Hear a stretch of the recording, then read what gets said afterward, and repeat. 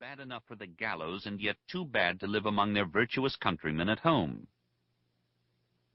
While other founding fathers were reared in tidy New England villages or cosseted on baronial Virginia estates, Hamilton grew up in a tropical hellhole of dissipated whites and fractious slaves, all framed by a backdrop of luxuriant natural beauty. On both his maternal and paternal sides, Hamilton's family clung to the insecure middle rung of West Indian life, squeezed between plantation aristocrats above and street rabble and unruly slaves below. Taunted as a bastard throughout his life, Hamilton was understandably reluctant to chat about his childhood.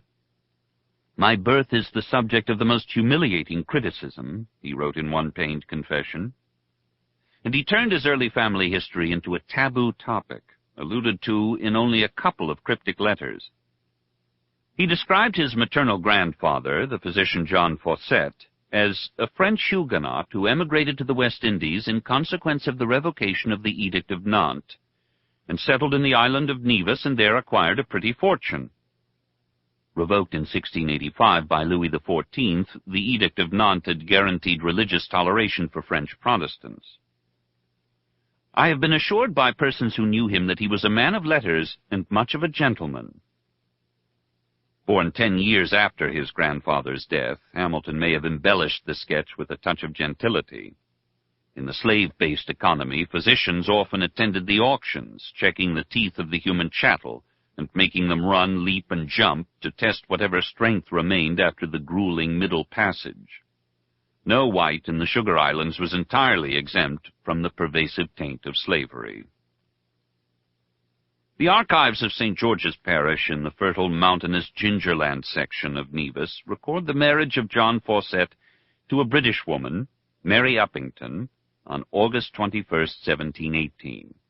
By that point, they already had 2 children, a daughter, Anne, and a son, John, the latter arriving 2 months before the wedding. In all likelihood, lulled by the casual mores of the tropics, the Fawcetts decided to formalize their link after the birth of their second child, having lived until then as a common-law couple, an expedient adopted by Hamilton's own parents. In all, the Fawcetts produced 7 children, Hamilton's mother, Rachel, being the second youngest, born circa 1729. A persistent mythology in the Caribbean asserts that Rachel was partly black, making Alexander Hamilton a quadroon or an octoroon. In this obsessively race-conscious society, however, Rachel was invariably listed among the whites on local tax rolls. Her identification as someone of mixed race has no basis in verifiable fact.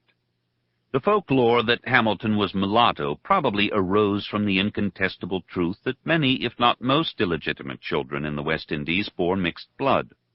At the time of Rachel's birth, the 4,000 slaves on Nevis outnumbered whites by a ratio of 4 to 1, making inequitable carnal relations between black slaves and white masters a dreadful commonplace.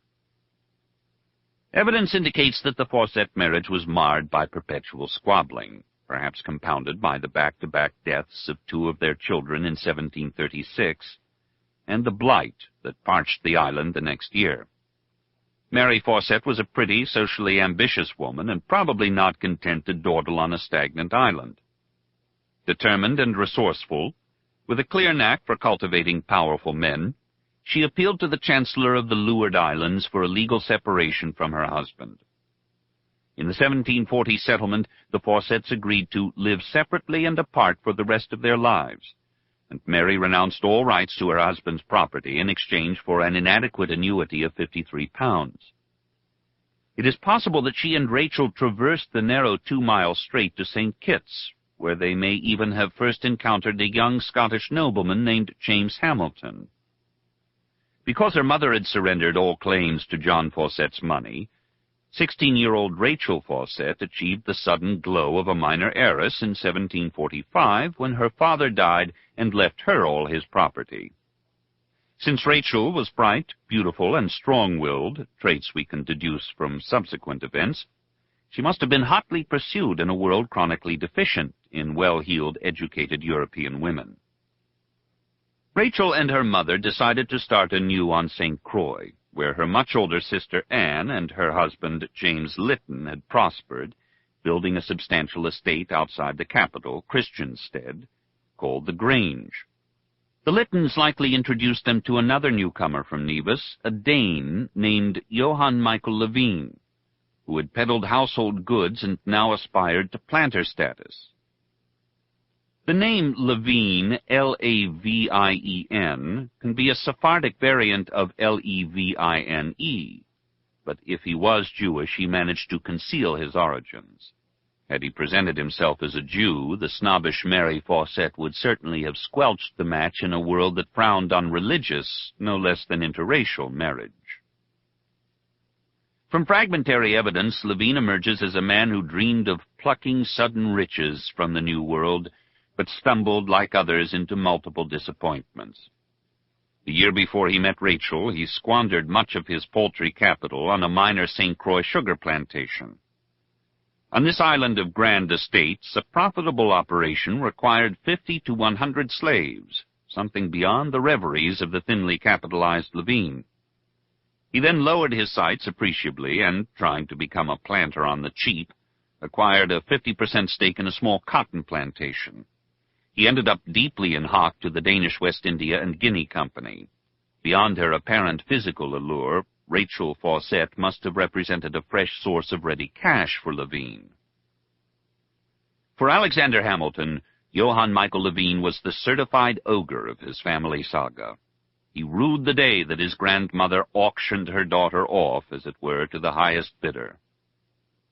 In compliance with the wishes of her mother, but against her own inclination, Hamilton stated, the 16-year-old Rachel agreed to marry the older Levine, her senior by at least a dozen years. In Hamilton's blunt estimation, it was a hated marriage, as the daughter of one unhappy union was rushed straight into another. In 1745, the ill-fated wedding took place at the Grange. The newlyweds set up house on their own modest plantation, which was named, with macabre irony, Contentment. The following year, the teenage bride gave birth to a son, Peter, destined to be her one legitimate child. One wonders if Rachel ever submitted to further conjugal relations with Levine. Even if Levine was not the coarse man of repulsive personality evoked by Hamilton's grandson, it seems clear that Rachel felt stifled by her older husband, finding him crude and insufferable. In 1748, Levine bought a half-share in another small sugar plantation, enlarging his debt and frittering away Rachel's fast-dwindling inheritance.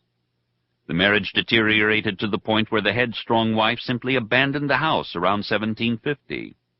A vindictive Levine ranted in a subsequent divorce decree that while Rachel had lived with him, she had committed such errors which as between husband and wife were indecent and very suspicious. In his severe judgment, she was shameless, coarse, and ungodly. Enraged, his pride bruised, Levine was determined to humiliate his unruly bride.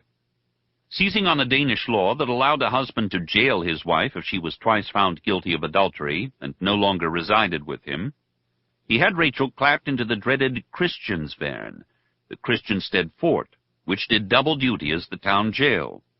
Rachel has sometimes been portrayed as a prostitute. One of Hamilton's journalistic nemeses branded him the son of a camp girl, but such insinuations are absurd. On the other hand, that Levine broadcast his accusations against her and met no outright refutation suggests that Rachel had indeed flouted social convention and found solace in the arms of other men. Perched on the edge of Gallows Bay, Christiansvern Fort had cannon that could be trained on pirates or enemy ships crossing the coral reef, as well as smaller artillery that could be swiveled landward and used to suppress slave insurrections. In this ghastly place, unspeakable punishments were meted out to rebellious blacks who had committed heinous crimes, striking whites, torching cane fields, or dashing off to freedom. They could be whipped, branded, and castrated, shackled with heavy leg irons, and entombed in filthy dungeons. The remaining cells tended to be populated by town drunks, petty thieves, and the other dregs of white society.